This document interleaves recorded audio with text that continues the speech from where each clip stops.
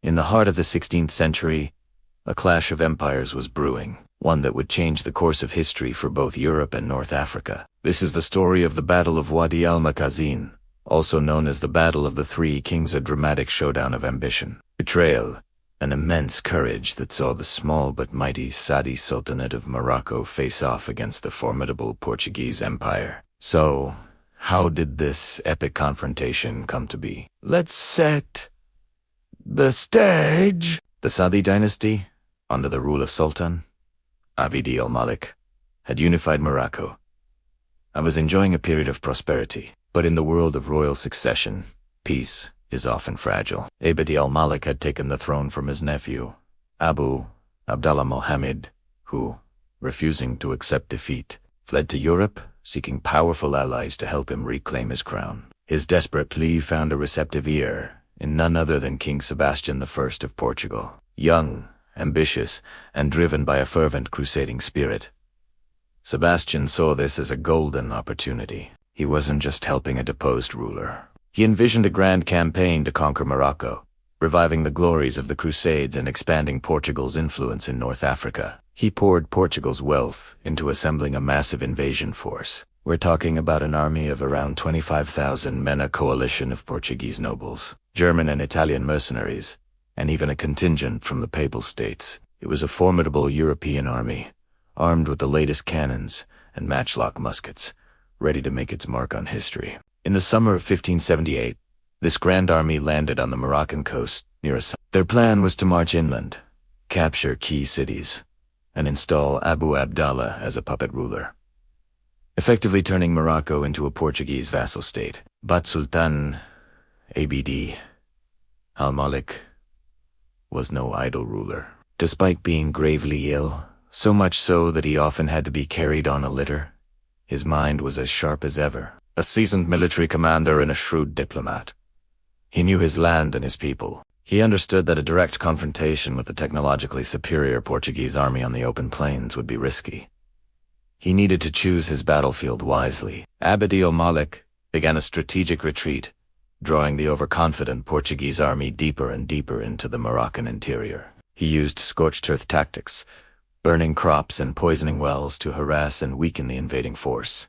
The summer heat was relentless, and supplies for Sebastian's army started to dwindle. The long march was taking its toll. Abd al-Malik's goal was to lure them to a location of his choosing, a place where he could nullify their advantages and maximize his own. And he found the perfect spot, the plains near Sar el-Kebir, right by the confluence of the Locos and Makhazin rivers. The Moroccan Sultan had gathered a massive army, estimated to be at least 40,000 strong. It was a diverse force of loyal tribesmen, elite infantry, and, most importantly, a vast number of cavalry. While the Portuguese had superior firearms, the Moroccans had mobility and overwhelming numbers on their side. Abd al-Malik positioned his forces brilliantly. He anchored his flanks with the rivers, creating a natural trap. His plan was to envelop the Portuguese army, using his cavalry to outflank and crush them. On the morning of August 4th, 1578, the two armies faced each other. The air was thick with tension. The Portuguese, though tired and outnumbered, formed a tight square, their musketeers and pikemen ready, with their cannons positioned to wreak havoc. Keen Sebastian, full of youthful vigor, rode at the head of his cavalry, confident of victory. On the other side, the ailing Sultan Abd al-Malik addressed his troops from his litter, urging them to fight for their faith, their freedom, and their homeland. He knew this might be his last battle, and he was determined to make it a decisive one. The battle began with a thunderous cannonade from the Portuguese artillery, which tore through the Moroccan center, but the Moroccan lines held firm. Then, Abd al-Malik gave the signal. The heart of the Moroccan strategy was unleashed.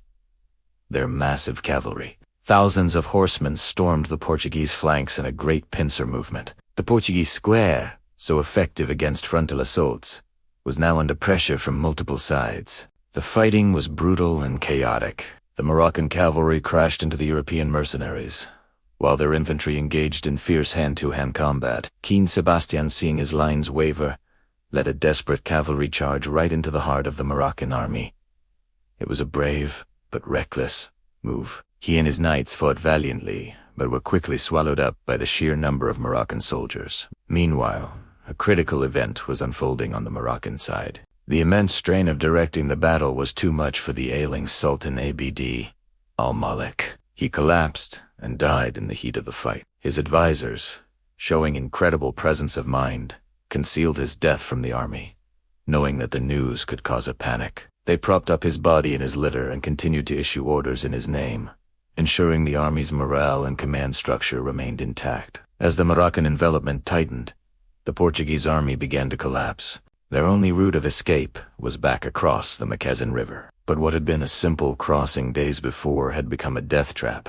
The Moroccans had allegedly manipulated a nearby dam, or the tide had risen, turning the river into a raging torrent.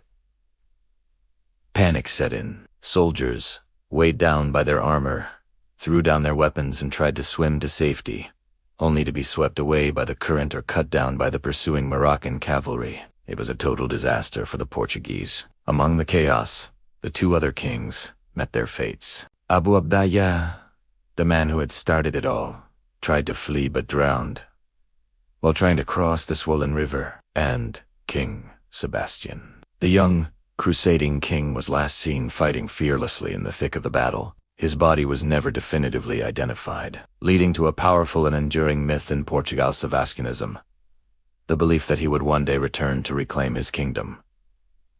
So, in a single day, 3 kings perished. The battle was an overwhelming victory for Morocco. The Portuguese army was annihilated. Thousands were killed, and thousands more were taken prisoner, including most of Portugal's nobility. The aftermath was just as significant as the battle itself. For Morocco, it was a moment of immense triumph. It cemented the Saudi dynasty as power and secured Morocco as independence from European encroachment for centuries to come. Sultan Abd al-Malik was succeeded by his brother Ahmad al-Mansur, who became known as the Golden One because of the vast ransoms he collected for the captured Portuguese nobles. This influx of wealth ushered in a golden age of art, architecture, and culture in Morocco. For Portugal, the consequences were catastrophic. The death of the childless king, Sebastian, triggered a succession crisis. With its nobility decimated and its treasury emptied, the kingdom was left vulnerable. Just 2 years later, in 1580, Philip II of Spain claimed the Portuguese throne, initiating the 60-year Iberian Union, where Portugal lost its independence. The once mighty Portuguese Empire entered a long period of decline from which it would never fully recover. The Battle of Wadi al Makhazin is a powerful reminder of how a single day can alter the destiny of nations. It's a story of how superior knowledge of the terrain, brilliant strategy, and the unyielding will to defend one's homeland can overcome technological disadvantages and imperial ambitions. The victory not only preserved Morocco as sovereignty, but also sent a clear message across the Mediterranean. North Africa would not be easily conquered. It remains one of the most significant events in Moroccan history and a fascinating chapter in the story of global empires. Thank you so much for watching. If you found this story as fascinating as I do, please hit that like button, subscribe to the channel, and ring the notification bell so you don't miss our next dive into history. Let me know in the comments what other historical battles you'd like to see covered. Until next time.